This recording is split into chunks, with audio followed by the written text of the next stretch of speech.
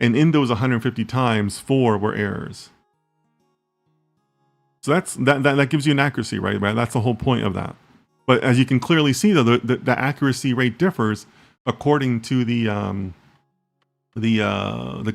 category, right? Each category can have its own error rate or accuracy rates, right? For Setosa, we're perfect, right? The algorithm didn't make any mistakes. For Versicolor, we made 3, which is what, a 6%, right? 6%-ish rate. And down here in Brahinica, it made 1 error, which is like a 2% rate, right? So that's why these matrices are so important, because now you're going to make some changes, and then you're going to see what the next matrix is, and the matrix after that, and matrix after that, and you can kind of get a sense for where you're going with your errors, right? So Ravindran says, yeah, Ravindran, you got it right. Yeah. So Toast is correctly predicted. Versicolor is predicted 47 times, and Brahinica is 49 times. Yeah. Amrapali says, yes, on board with Yassine. Yeah.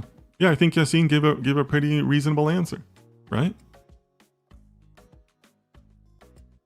So again, I don't like calling on anybody. You know, I don't want anybody to feel uncomfortable, but let me know. Are you guys a little bit more clarified in confusion matrices? Give me some feedback here, guys.